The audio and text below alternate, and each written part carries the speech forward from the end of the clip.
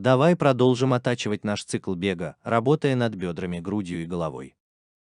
Прежде чем я поработаю над этими изгибами, мне нравится видеть, как цикл повторяется с течением времени. Для этого в графическом редакторе мы отобразим всю кривую, используя фильтр «Увидеть все». Затем мы можем нажать A, чтобы выбрать всю кривую, и нажать Shift плюсы и выбрать «Сделать цикл». Это добавит модификатор кривой цикла ко всем нашим кривым, и анимация будет повторяться бесконечно. Это то, что мы уже делали в нашем упражнении с прыгающим мячом. Теперь я не хочу делать этого из-за корневой кости. Поэтому я активирую фильтр «Показывать только выбранное», чтобы он отображал только мои кривые корневой кости всякий раз, когда я выбираю. Я увеличиваю масштаб кривой, нажимая клавишу DAT, а затем нажимаю Shift плюс и линейная экстраполяция. Таким образом, у меня будет непрерывное движение вперед от нашего персонажа, но похоже, это не работает. И это потому, что у нас также есть циклический модификатор на этих кривых. Значит, мы снова нажмем Shift плюсы и уберем циклический модификатор. Теперь вся моя кривая циклическая, кроме кривой корневой кости, которая имеет линейную экстраполяцию, и если я сейчас увеличу значение кадра в конце анимации, я увижу, как мой персонаж подпрыгивает и движется вперед. Это всего лишь маленькая хитрость, которая покажет нам, как анимация движется вперед, как и должно быть. Это просто даст вам лучшее ощущение всякий раз, когда вы просматриваете свою анимацию. Так что давай сбросим клавишу N на 11 кадр и начнем полировать регулятор груди. Как обычно, я предпочитаю начать с самой влиятельной кривой. Это будет кривая вращения X, которая заставляет нашего персонажа учиться вперед и назад. Это то, что я уже говорил раньше и что я буду часто повторять во время курса. Я считаю, что сначала лучше поработать над самыми большими изменениями в вашей анимации. Поэтому поработайте над кривыми, которые больше всего повлияют на движение, а затем переходите к деталям.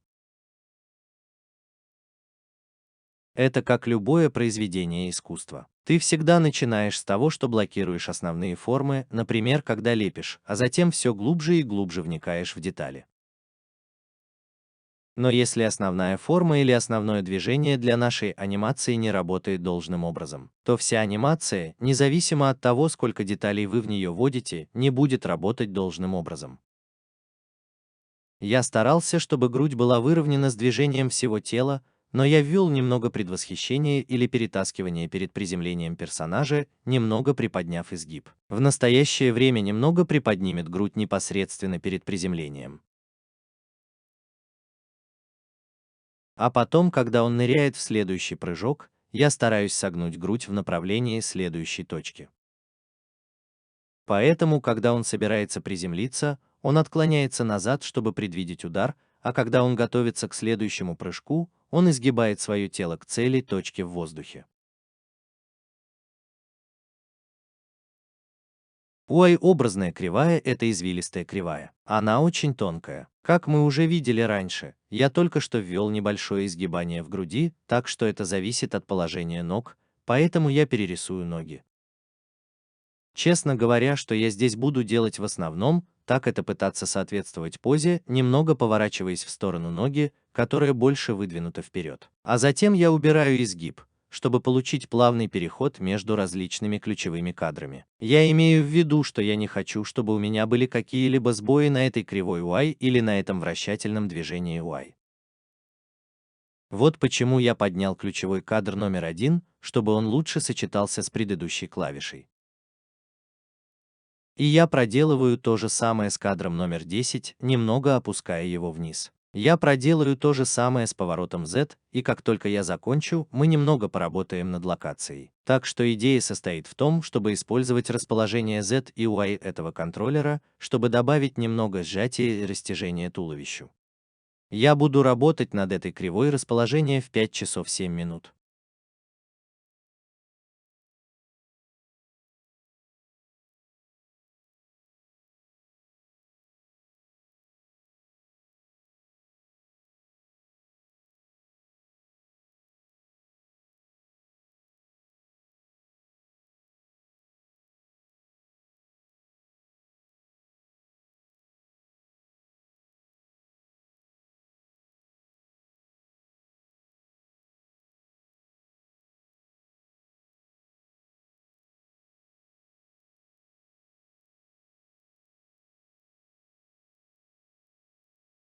Как обычно, я начну оттачивать свою анимацию с видом сбоку.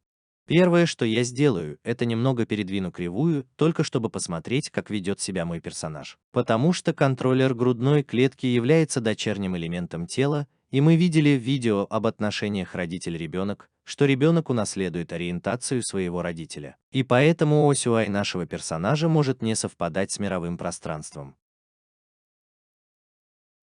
И это явно не тот случай, но я заметил, что ось Y позволяет мне растягивать персонажа вдоль позвоночника, а кривая Z позволяет мне немного сдвигать его вверх и вниз. Так что я буду в основном работать над кривой Y, и идея состоит в том, чтобы как можно больше растянуть нашего персонажа, когда он прыгает, и как можно сильнее раздавить его, когда он ударяется о землю, когда он поглощает собственный вес.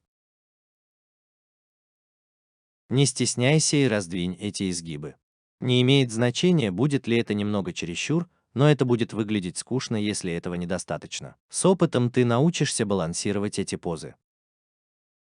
И у нас будет целая глава о том, как подталкивать позу. То, что я делаю с Z-кривой, просто создает немного баланса моего характера. Кривая расположения Z поддерживает кривую поворота X. Это заставляет персонажа наклоняться вперед и назад. Я делаю это движение незаметным, потому что персонаж легкий и подвижный. Так что в его груди не так уж много инерции. Если бы это были очень тяжелые персонажи и довольно неаккуратные, у нас было бы много движения в груди. Как только я буду доволен движением своей груди, я начну работать над бедрами. Так что, как и раньше, я начну с вращения крестиком. Опять же, я хочу использовать сквош и растяжку. Это точно. Но я также хочу передать ловкость персонажа. Поэтому на этапе прыжков я буду поднимать бедра вверх. Бедра катапультируют персонажа вверх. Представь себе лошадь, брыкающуюся назад. Движение бедер – это то, что действительно трудно сделать правильно, особенно на животных или гуманоидных персонажах, и если вы уже смотрели учебные пособия по анимации, вы знаете, что большая часть анимации управляется бедрами. Так что очень важно сделать все возможное, чтобы это выглядело правильно. А если это не так, просто взгляни на какую-нибудь ссылку и переработай свою анимацию. Не бойся потерпеть неудачу, не бойся перезапустить свою анимацию. В конце движения, когда персонаж вот-вот приземлится, посмотри, как я наклонил бедра вперед в предвкушении приземления. Это то, что мы можем ясно видеть на нашем эталоне, если проследить за изгибом тела. Она прямая во время толчка и когда она вот-вот приземлится, до того, как задние ноги коснутся земли, и поскольку мы создаем более экстремальное движение, мы должны сделать эту позу еще более экстремальной. Это именно то, на что нужно обращать внимание, когда смотришь свой референс. Мы углубимся в это позже в ходе курса. Как я уже делал для груди, я работаю над скручиванием бедер, последним, потому что это самое тонкое вращение в теле. А затем я поработаю над изгибом расположения бедер. Это будет очень близко к тому, что я сделал с грудью, работая со сквошем и растяжкой, растягивая персонажа, когда он прыгает и когда он в воздухе, и раздавливая его, когда он поглощает приземление. Итак, увидимся на отметке времени 11 минут и 12 секунд, чтобы отполировать головку.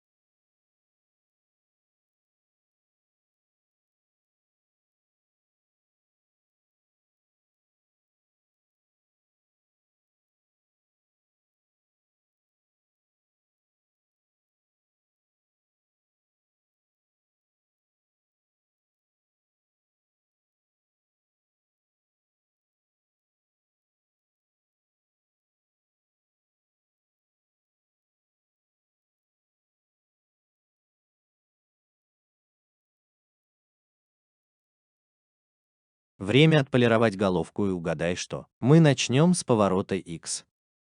Поскольку голова — это оконечность туловища, у нее будет немного больше перекрывающихся движений, волочения и так далее, потому что на это влияет вращение тела и вращение грудной клетки. Поэтому мы должны немного вести это волочащее движение, означающее, что когда тело наклоняется вперед, голова немного наклоняется вверх. Кончик носа волочится, но мы не можем сойти с ума от этого концевого движения, как мы, возможно, поступим с хвостом. Когда ты двигаешься, будь то бег или ходьба, твоя голова немного вращается, она немного волочится, но ты пытаешься стабилизировать ее положение, особенно вращение по оси X. Сюда ты можешь смотреть вперед и видеть, куда идешь. Так что нам придется немного потянуть, но при этом стараться держать голову достаточно стабильно. Не сходи с ума от этого. Когда я смотрю на цикл, я чувствую, что есть небольшой сбой, когда мой персонаж достигает своей высшей точки. Это довольно тонко, и может быть трудно увидеть это на видео, но когда я анимирую, я могу ясно это видеть. Когда у тебя возникает такая проблема, но ты не можешь понять, что не так с твоей анимацией, используй траекторию движения, но используй ее в точке, расположенной дальше от вращающегося шарнира. В этом случае я буду использовать кончик контроллера носа. Она должна нарисовать плавную дугу, как показано на предыдущих уроках. Но здесь это не так. На пятом кадре нос опускается. Затем на шестом кадре он поднимается. В то время как на четвертом кадре он тоже поднимался. И это создает какое-то хлопанье в анимации, которое выглядит неправильно. Так что то, что я сейчас делаю, это слегка полирую изгиб, чтобы получилась красивая дуга кончика носа. Нам не нужно создавать идеальную эллиптическую дугу, но нам нужен плавный переход между различными ключевыми кадрами. Так что я действительно совершенствую кривую, даже добавляя ключевой кадр к каждому кадру, пока не получу красивую дугу. Затем я поработаю над другой кривой поворота и, наконец, над кривой местоположения. Итак, вот на чем тебе нужно сосредоточиться. Голова — это та часть, которая будет двигаться больше всего, потому что она находится на конце тела. Но нам нужно стараться держать ее как можно более стабильной, заставляя нашего персонажа смотреть вперед. Когда ты будешь немного жать и растягиваться, делай это с небольшой задержкой по сравнению с грудной клеткой. Если грудная клетка полностью сжимается, например, на первом кадре, голова будет полностью сжиматься на втором кадре. Одного кадра задержки будет достаточно. Сделай это незаметно, и как только ты закончишь полировать кривую местоположения, пересчитай траекторию движения. И проверь, хорошо ли кончик носа описывает дугу. И ты увидишь в конце видео, что я пересчитаю траекторию своего движения и удостоверюсь, что нос делает эту отличную дугу. И я получу хорошее контролируемое движение головой. Я оставлю тебя там для этого видео. В конце видео есть промежуток времени, где я фиксирую поворот головы и местоположение, как я только что объяснил. В следующем видео мы начнем работать над ногами, и это кардинально изменит нашу анимацию.